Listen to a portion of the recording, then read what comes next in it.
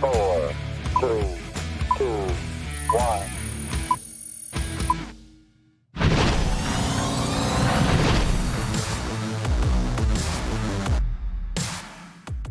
From inside the MASN newsroom, it is the MASN All Access Podcast. Paul Mancano and Brendan Mortensen here with you in the same physical space for the first time in quite a while there, Brendan. Yeah, amazing. I'm honestly just happy that baseball was still a thing by the time I got down here. I was a little worried about it, but we're still playing baseball. You games. almost single-handedly kind of destroyed it as a sport. It is entirely my fault. Because the day you arrived was the day that the Marlins thing broke. I completely blame myself for that situation. Yeah, no, I think most people do. Yeah, I think that's absolutely fair. Yeah. We got some actual baseball to talk about here on this podcast, and we're going to get to it in a little bit. Of course, the Orioles playing their home opener last night against the Yankees. But before we get into that, we should discuss the thing that is on everybody's minds around the Baltimore sports area and the Baltimore area period, and that is the tragic passing of Mo Gaba, 14-year-old super fan, amazing kid. I had the chance just once to meet him. I know there are so many others that were closer to him in the Baltimore sports arena. Jeremy Kahn of 105.7 The Fan, having the Mo Gaba show on that station. You had, of course, Trey Mancini, who was so close to him. But really everybody that he touched and everybody that he came into contact with really woke up yesterday feeling just, a little bit crestfallen and down. Yeah, I never had the chance to meet Mo. I wish that I had, and I'm new to the Baltimore sports scene, but I really tried yesterday to just go through social media especially and look at the things that people were saying about Mo, and it's so amazing the impact that this kid had, and you can truly tell in just a few minutes, even scrolling through Twitter, the kind of impact that Mo had on the Baltimore community as a whole, and not even just the sports community. So it's truly a big loss for not only Baltimore sports, but for the city of Baltimore and really the sports fandom of the country as well. Yeah. I mean, I was trying to put my finger on it in the hours after the news came out. Just what made him so special and what made him so magnetizing as a kid. And I think it comes down to the not just the positivity, but the excitement and the vivacity, if that's a word, vivaciousness of right. That he lived life to its fullest every single day. And he was just such an amazing kid. I that one time that I met him, it was the first time he had been to Camden Yards since Brandon Hyde had taken over as manager, since the new regime was in place, and he met Brandon Hyde, and Hyde came over and introduced himself, and Mo said, I know you. You're the manager. I hear your voice all the time on the post-game show. Just such a happy-go-lucky kid, and to go through the kind of things that he went through, the numerous bouts of cancer, the essentially bedridden for a long period of time, and to still be so positive it's a lesson for all of us. And there are so many things that we learned from him and that we're still learning from him. And I was lucky to go to his graduation parade that they had around his house a couple weeks ago now, and that Trey Mancini was at, and everybody got in their cars, and I was told about it the day before by Eric Arditi, and he said, it's there's a parade, it's going by Mo's house, and I said okay, and I wasn't sure what to expect, and I got there to the school like 15 minutes before it started, and the absolute number of cars in that parking lot was mind-boggling, and I was thinking, is this a parade for all of the graduates? But no, it was just for Mo. And Austin Wynns was there. I mean, there was Orioles PR there, Rock Kabako, all of these people, Brittany Giroli, that had been touched by him, and we all went past his house one by one, and the Ravens pep band was there. It was a sight to see just how many lives he had touched in the short time that he was with us. And I think the phrase, we could all learn something from so-and-so, gets thrown around a lot. Yeah. And I think there really hasn't been a case that's more true to that phrase than the case with Mo Gaba. I think everybody whether you're a Baltimore sports fan or just a sports fan or, quite frankly, just a person, can learn something from how he lived his life. Absolutely. And our, thoughts and prayers are absolutely with his family and everybody that he touched. And, with Trey Mancini and everybody that really had a special connection to him. So he will absolutely be missed. And the Orioles did a great job yesterday taking the time before the game on their home opener to acknowledge Mo and to play a really tear-jerking, heartfelt video of Mo pumping up the team that was recorded just a couple days before he passed and a couple days before he was added to the Orioles Hall of Fame as the second ever fan inductee, which he learned the news of course, while he was still with us. So all really weighing heavily on our minds as the Orioles get underway. But we should talk about the actual baseball here as the Orioles, of course, playing their home opener yesterday against the Yankees. They have their second game against the Yankees, a team that they have not prepared for in this very strange first week of the season. Of course, they were supposed to play the Marlins for a home and away, two games. That didn't end up happening. So we are now a week in. The Orioles have played fewer games than they were expecting to. They've only played 4 games. They're 2-2.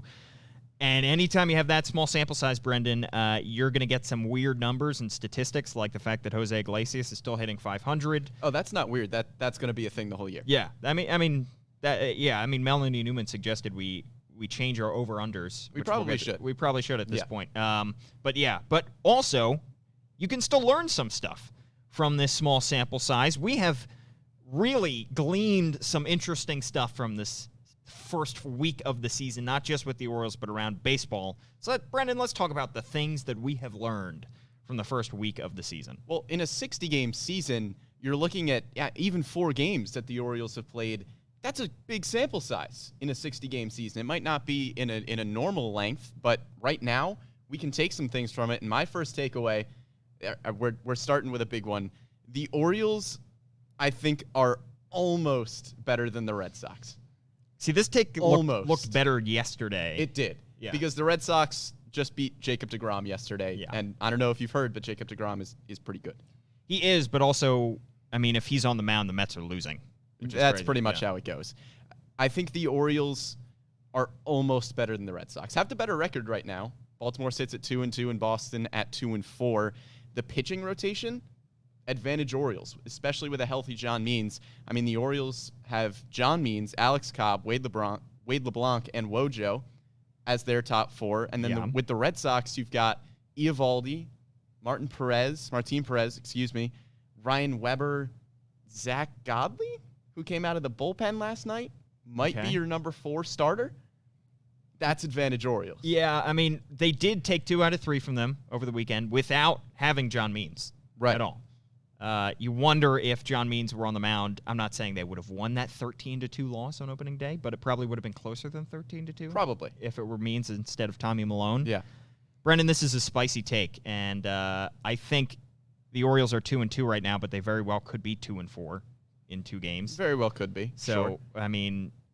But how long do you think this is going to last? But if you're playing the Marlins instead of the Yankees, maybe you're 3-1 instead of 2-2.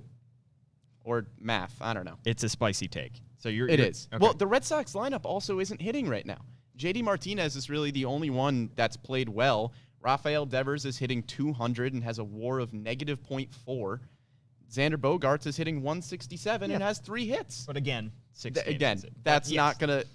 Right now, I take the Orioles. All right. Right now, I take the Orioles. I like the fire. All right, my first take of the first week of the season is Jose Iglesias might be the kind of hitter that the Orioles have been missing.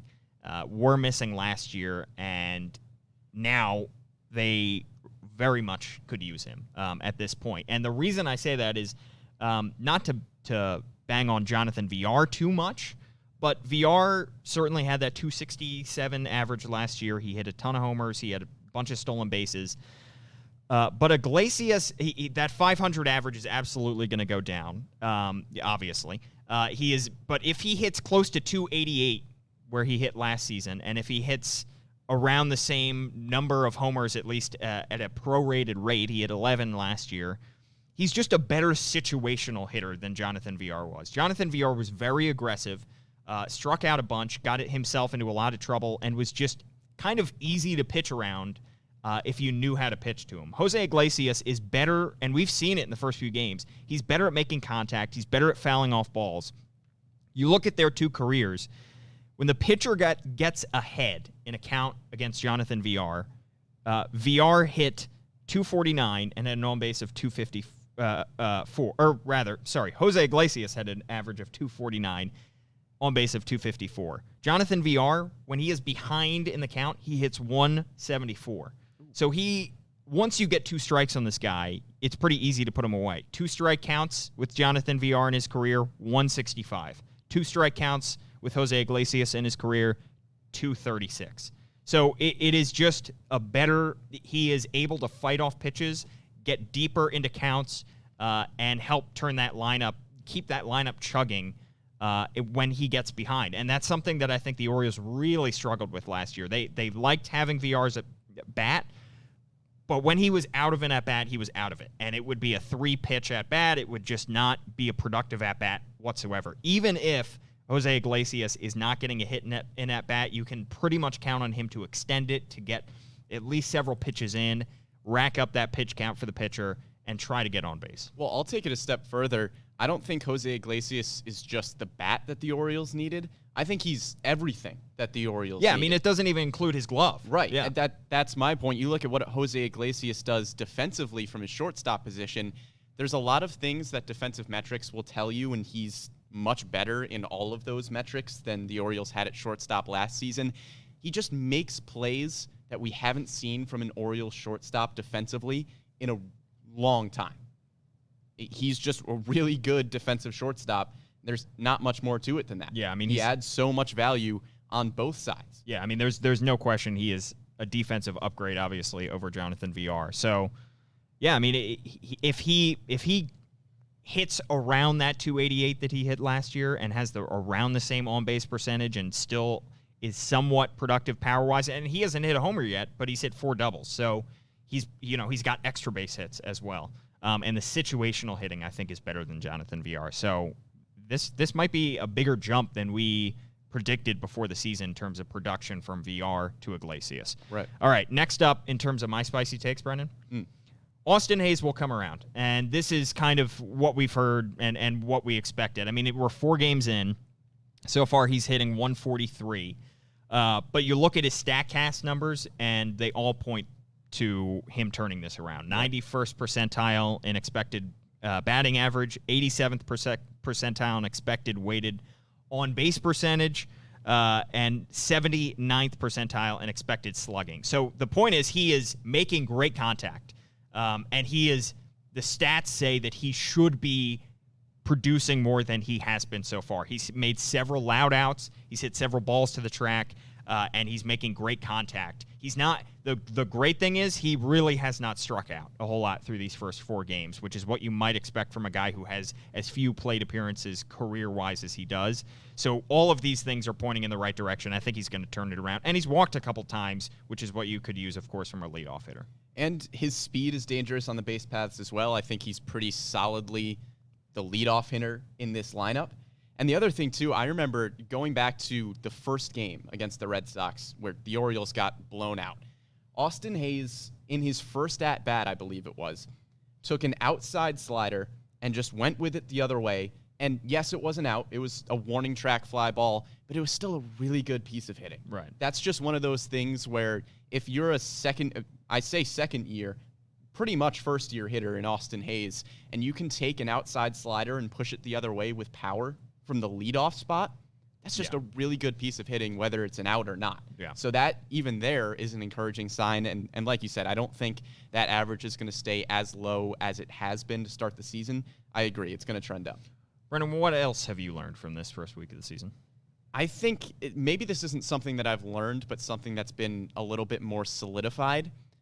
When you think of the Orioles rebuild pieces, you think of guys like Austin Hayes, like Adley Rutschman, like Ryan Mountcastle, DL Hall, all of those names. But I think there are guys who are solidly making the case that they should be in that conversation as well, namely Hanser Alberto and Anthony Santander. I think those two especially, and I think you could maybe throw Rio Ruiz into that discussion as well. He's only hitting 167 on the year so far, but has 2 home runs.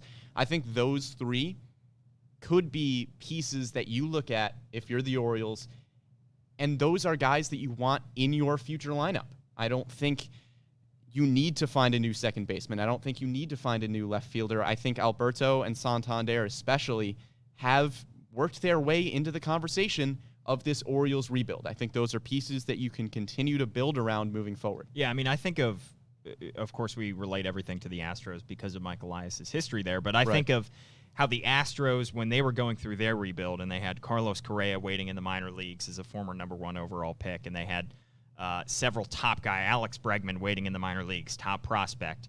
But there were guys there that ended up staying from the tough years, the lean years, and making it through to the other side. You know, we've talked about that with Trey Mancini, of somebody who is there during these 100-loss seasons and making it through to the teams that eventually make the playoffs. That's a good point that some of these guys might be able to do that. You know, Jose Altuve and Dallas Keuchel were 2 of those guys that were on the bad teams and made it through to the other side. I don't know if all of these guys are going to make it, but I think that they at least think they have a chance. They're not, you know, they're all fighting for this. Right. And at this point, they've all made solid cases. The one thing I would like to, I mean, Santander appears to have flipped a switch. I mean, he appears to have figured it out. The guy is made a great catch in right at Fenway Park over the weekend. So his defense is clearly improving. The power is absolutely still there. The average now is starting to look better and better. Brandon Hyde has sung this guy's praises. He sung his praises all throughout summer camp, going back to spring training, going back to the end of last year. If this is for real, Santander is going to be a good player. And not just a good player on a bad team, a good player. And then we're seeing flashes from Rio Ruiz, and Hanser Alberto continues to just be a contact bat that is so useful. That is not just a contact bat on a bad team, but one of the better just contact hitters in baseball. So all 3 of these guys, I think, absolutely are making that case. And when you look at the potential of Ryan Mountcastle getting called up, think about what that power bat in the middle of the lineup could do for a potential starting 7 in that lineup. Austin Hayes, Jose Iglesias, Ryan Mountcastle, Renato Nunez, Rio Ruiz, Anthony Santander, Hanser Alberto. Yeah. That's a really solid top 7. And I think that's a lineup that could do some damage. I think the one big piece that's missing right now is a power bat in the middle of the lineup.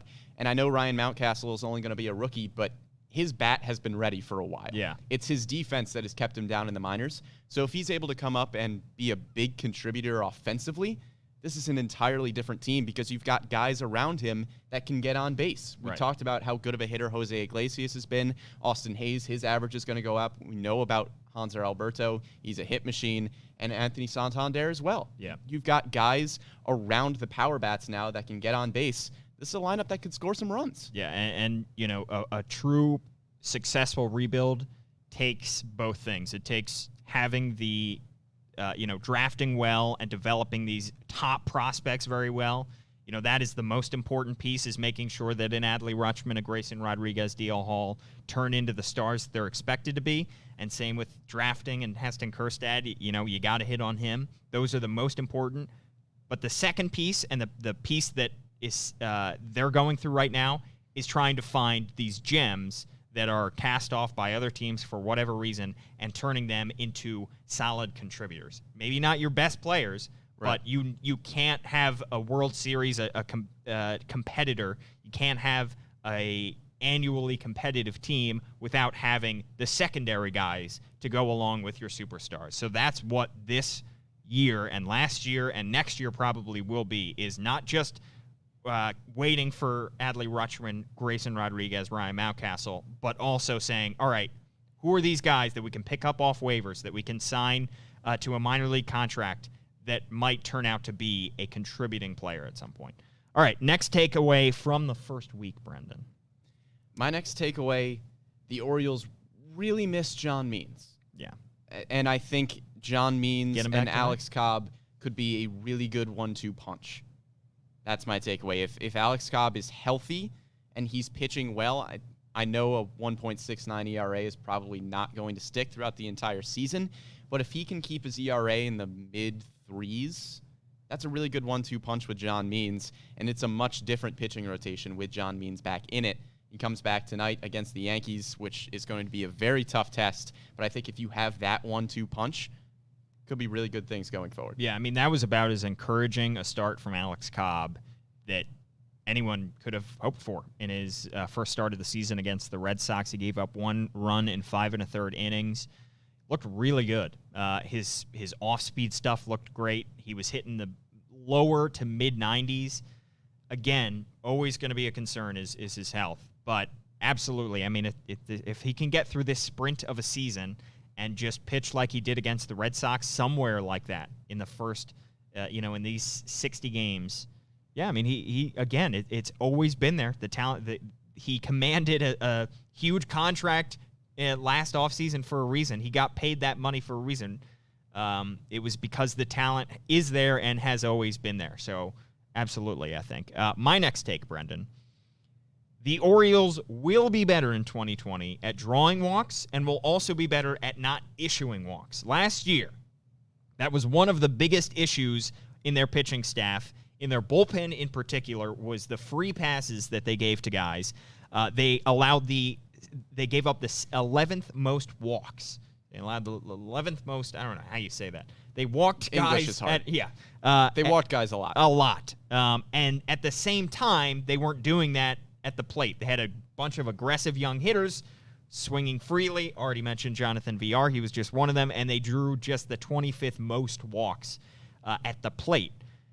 This year, so far, and it's tough because some teams have played more games than others, but they are walking about 3 guys per game, and they are walking at a rate of almost 4 times per game offensively. So they are already, whereas last year they walked at the plate, they walked fewer than 3 times, and they walked at least 3.5 games. Their pitchers walked at least 3.5 guys per game. All to say, they will be better, I think, at not issuing walks, and they will be better at drawing walks. And that's something that Brandon Hyde emphasized last year. And if they can improve on that spot, not just is that a good sign for their hitters, but I think it's a good sign for the coaching staff and Brandon Hyde. That's something that they have tried to instill in an offseason, in a spring training, and a summer camp that they can actually improve on.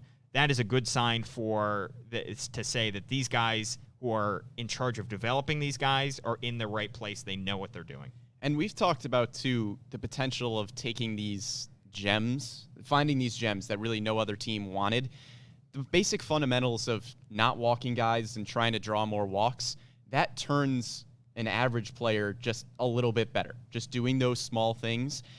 And if you can find more of those guys, if you can take a guy like Anthony Santander and all of a sudden he's drawing more walks per game, he's just becoming a better and better player, and that's what you need. We touched on it before, but if you're finding these guys this season that are going to potentially be with this team moving forward, they need to do those little things so they can be those good contributing players. That's my next takeaway there, is that nothing this season is really going to make sense. Yeah.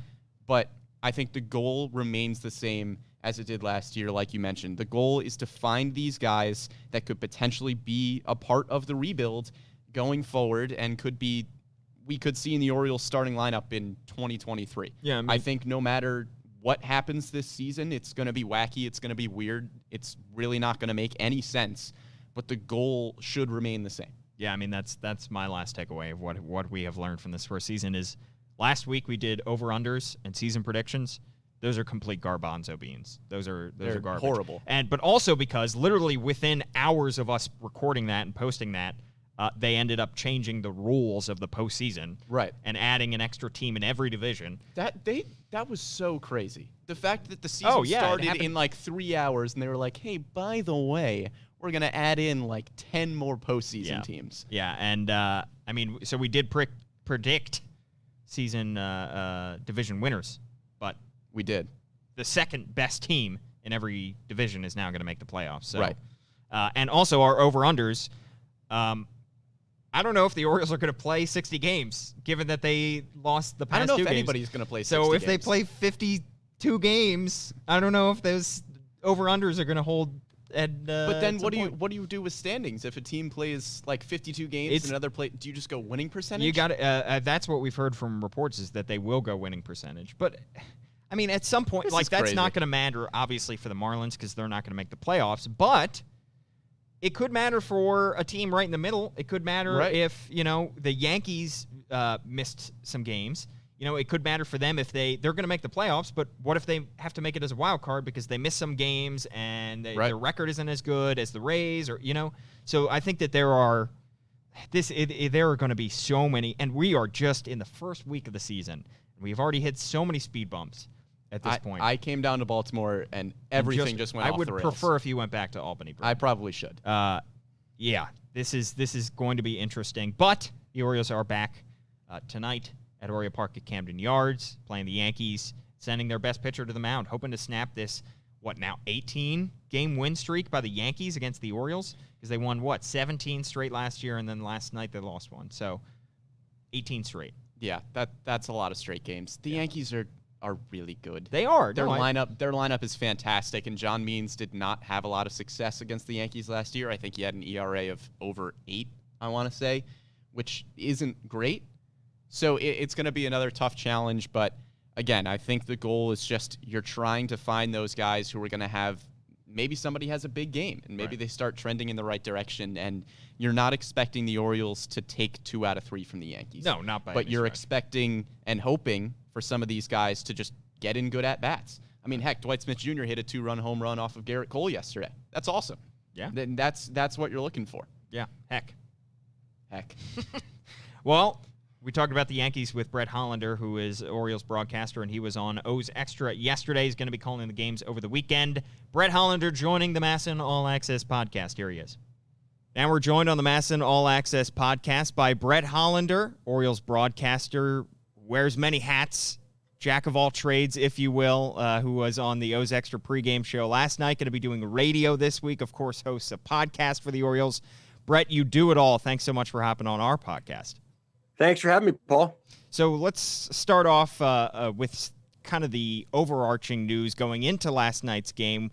You had the opening day ceremonies, of course, but it was all twinged with just a little bit of sadness because of the passing of young Mo Gaba, superfan.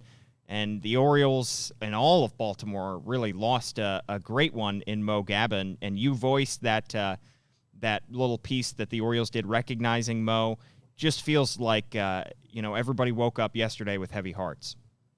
Yeah, it's hard to find someone, Paul, who's transcended sports, both the teams in our town, both the professional athletes and the fans, I would say equally and universally. And that's just rare. I only really knew Mo from afar. In my time in Baltimore radio, he was someone who'd come on every now and then, but obviously going on 105.7 The Fan a lot, especially with Jeremy Kahn and Scott Garceau, and he became this huge celebrity. But the way the Orioles and really both teams embraced him, and the players on these teams, I mean, and we have a lot of fake celebrity in our society nowadays, Paul, but the genuine feelings you saw from a lot of these professional athletes, very famous people, was so sincere. And it was really a bittersweet day yesterday at the ballpark. But what a job by the Orioles honoring Mo. And really before he passed, saying that he was going to be elected to the Orioles Hall of Fame, and the jersey in the dugout yesterday. And really, he was an inspirational young man. Absolutely. Well said. And then you get into the opening day ceremonies, of course, unlike any we've ever seen at Oriole Park at Camden Yards, without the orange carpet going down center field, without the fans cheering people on, without the orange balloons, but it did feel like it had some kind of opening day atmosphere, even though it didn't have all the usual pomp and circumstance of an opening day. Yeah, again, I'll classify it as bittersweet. So great to see baseball at the ballpark again.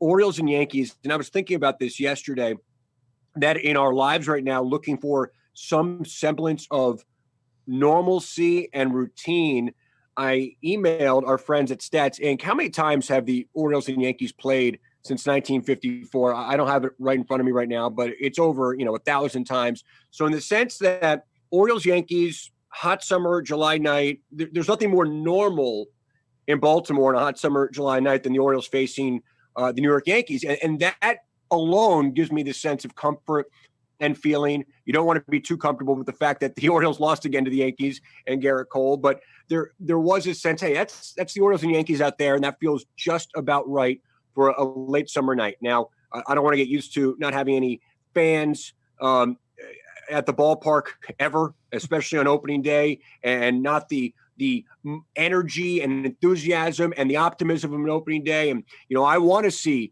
that Preakness infield mentality at Pickles and Sliders across the street and everyone wearing orange to work and getting fired up for the game. That was my experience growing up. That's what connected me so much to baseball and the hope of opening day. So that's nothing I want to get used to as far as not having that energy, but just the normalcy of baseball at Camden Yards felt really good.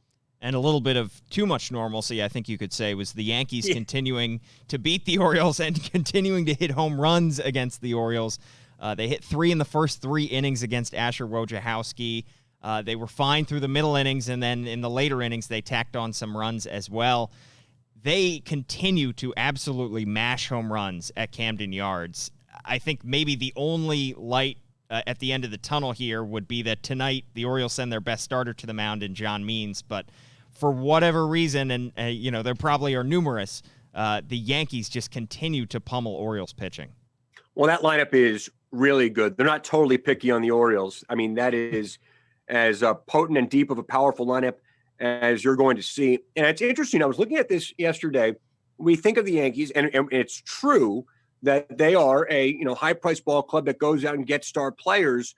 There's no question that's true. We saw that with Garrett Cole last night. But if you look at their position players, those are guys. I mean, they drafted Gardner, they drafted Judge, but a lot of those guys they acquired via trade, and some of them are guys that anyone could have had. The Luke Voits of the world, the Tuckmans of the world.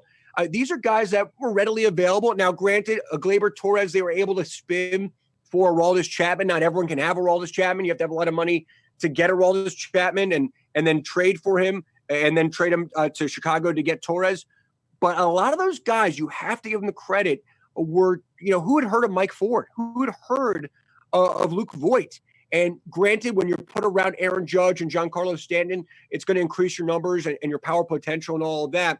But DJ LeMahieu, I mean, obviously he had a great track record, but it wasn't like DJ LeMahieu was a 7-year, $200 million agreement. So some of those are really savvy signings. I have to give him credit for that. I don't like to give him credit for that, Paul, but I have to. But there are very few easy outs in that lineup. I mean, you have Brett Gardner batting 9th last night. It's just a tough lineup to work around. I actually thought Asher threw the ball pretty well. The 7 strikeouts, was able to get some outs and some swings and misses. You have a very small margin of error. And then, honestly, go back to that first inning. You had one of the more bizarre things you'll ever see in any baseball game. I don't care if it's Little League or Major League Baseball, which is the 2 catcher interference calls, which essentially set up that first inning. And honestly, there was a game there for a moment or two. And then, the Yankees obviously were able to spread the lead a few times. But that was very odd. But I actually thought Asher held his own last night. Yeah, he wasn't terrible, all things considered. 5 runs allowed, but 4 of those earned. You mentioned the Pedro Severino catcher interferences. That might speak to the fact that these guys have not been playing regular season baseball in several months, and they are just a little bit rusty. And in Pedro Severino's case, maybe that was the story. But you did mention that the Yankees getting these guys. I thought of DJ LeMahieu when he was signed a couple years ago, back in the offseason, thinking, how did the rest of MLB let the Yankees get this guy? I mean, they are able to pick up these guys that you might not imagine otherwise. But let's get into the offense, because the Orioles offense over the weekend, they sputtered out of the gate, of course, in Boston on opening night, but then they put up 7 runs in back-to-back games on Saturday and Sunday, and they had 3 last night and had some real opportunities to have some more. Seems like Jose Iglesias is going to be a big boost for that offense. Hanser Alberto, of course, is going to continue to crush lefties and to crush all kinds of pitching. And even though they did lose their 2 best power hitters, maybe their 2 best overall hitters in the offseason, in Mancini, of course, and Jonathan Villar, it seems like they might be able to pick up some of the slack just based on internal improvements.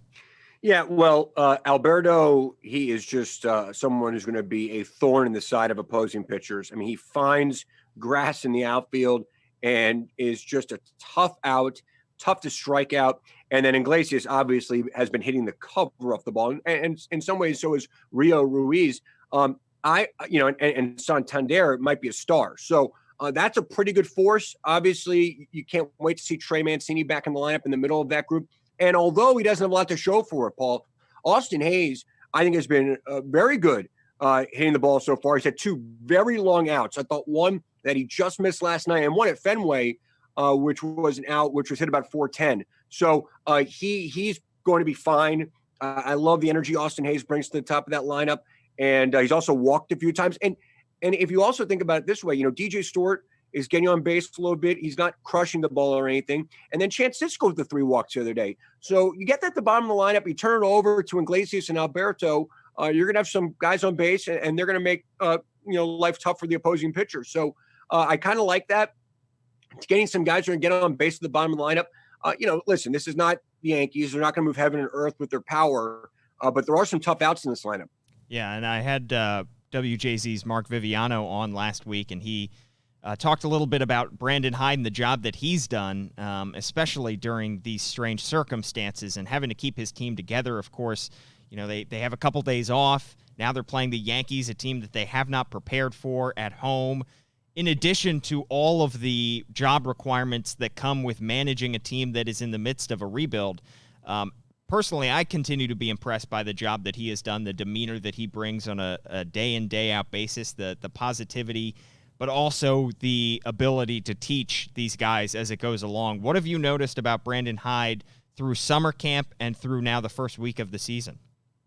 Well, I totally agree. Through very challenging circumstances, he seems to be, in no uncertain terms, the on-field leader of this team.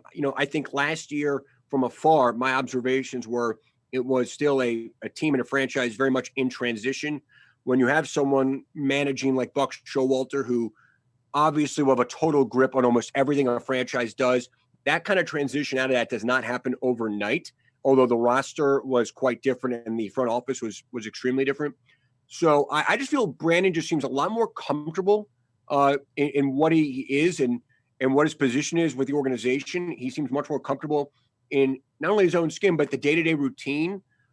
As you know, Paul, there are so many obligations as the field manager. And in some ways, the kind of the face of the organization with no true stars on this team, there's so many obligations, and obviously things are much more complex this year.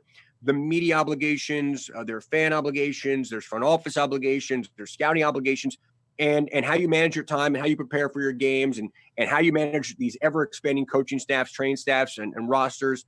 I just think he just looks like a much more confident person that's much more sure of himself.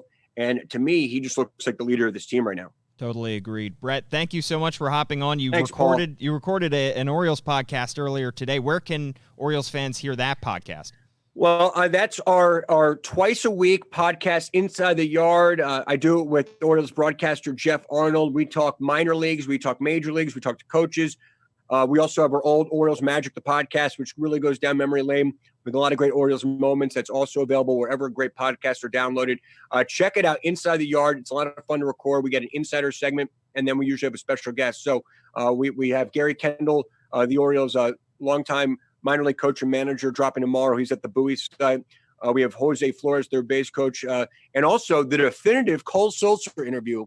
Cole, who comes on the podcast, this is called Karma, Paul, comes on the podcast and then earns his first big league save a couple days later. So how about that? you go. I've said for years that MASN All Access is a good luck charm for players. So there you go. I mean, that apparently Inside the Yard is as well. But Brett Hollander, thanks again, Paul, for joining us. Thank you.